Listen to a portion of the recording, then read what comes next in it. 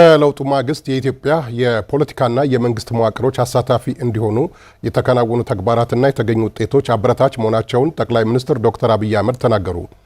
ህዝብን ከህዝብ የሚያጋጩ የተሳሳቱ ትርክቶችን በማስተካከል ውጤታማ ስራ ተመዝግቧልን ብለዋል።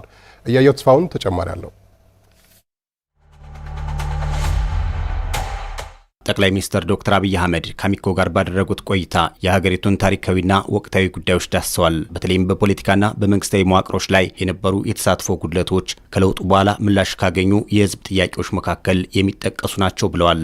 በቁልፍ ተቋማት ውክልናችን ለምሳሌ አየር መንገድ ወስደ፣ ቴሌኮም ወስደ፣ ሜቴክ ወስደ፣ እንደዚህ ገንዘብ ያለባቸው ሺፒንግ ላይንስ ወስደ የሚታየው ካቢኔ ብቻ ሳይሆን ሌሎችም አካባቢዎች ላይ የነበረው ውክልና አሳታፊ አካታች አልነበረም የሚል ስሞታ ቅሬታ ነበር። ያለ መፍታት ብዙ ርቀት ተኪዷል።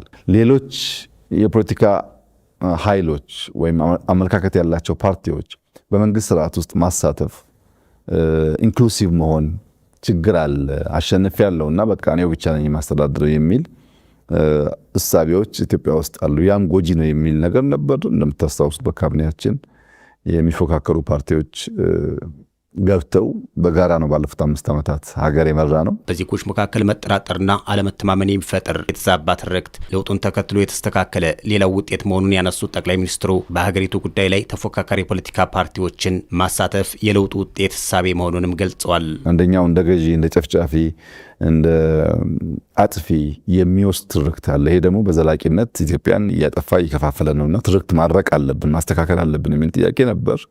እሱን ለመፍታትም የውስጥ ውይይት የመንግስት ውሳኔ በቂ ስለነበረ ማድረግ ተችሏል። ሀገሪቱ የምትመራበት የመደመር መንግስት ሀገር በቀል የሆኑ የህዝብ እምነቶችን መሰረት ያደረገ መሆኑን ሲያስረዱ አንደኛው ቅኔ ነው። የኢትዮጵያ ህዝብ የሚናገርበት ዘዬ፣ ልምምድ፣ ባህል ሌሎች ሀገሮች ከምናውቀው ለየት ይላል። ቅኔ የሚባል በሁለት መንገድ የሚተረጎም ልምምድ አለው።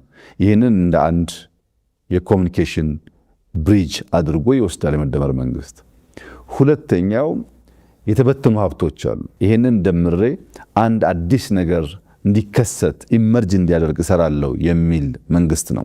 ይሄን የመሰብሰብ የመደመር ዝንባሌ ደግሞ ደቦ ከሚባል ከኢትዮጵያ አርሶ አደሮች ልምምድ እንደ አንድ ፋውንዴሽን ይወስደዋል። ሶስተኛው ሽምግልና፣ ካሳ፣ እርቅ፣ ይቅርታ የሚባሉ ነገሮች አሉት። ይሄንንም እንደ አንድ ፋውንዴሽን የመደመር መንግስት ይወስዳል። ለኢንስቲትዩሽን ግንባታ ደግሞ ገዳ እንደ መሰረት ይወስዳል። ገዳ ለብዙ መቶ ዓመታት ብዙ አይነት ጥቃት እየደረሰበት ከልጅ ልጅ ሲወራረስ የቆየ መንግስታዊ ስርዓት ነው። በተለይ ከለውጡ ማግስት ዜጎች እንዲመለሱላቸው የሚጠብቋቸው የፖለቲካና የልማት ጥያቄዎች በዘላቂነት ለመፍታት ጊዜ የሚፈልጉ ጉዳዮች አሁን እልባት ያገኛሉ የሚል ጽኑ እምነት እንዳላቸውም ገልጸዋል።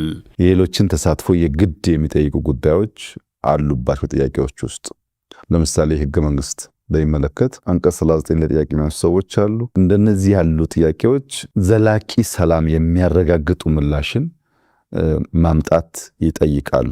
ብዙዎቹ በሀገራዊ ምክክሩ ምላሽ ሊያገኙ እንደሚችሉ ተስፋ አደርጋለሁ። ጠቅላይ ሚኒስትሩ በቆይታቸው የአማራ ክልል ሁኔታ፣ በ7ኛው ጠቅላላ ምርጫ፣ በሀገሪቱ ወቅታዊ ጉዳዮች ላይ ሀሳባቸውን ለህዝብ አጋርተዋል።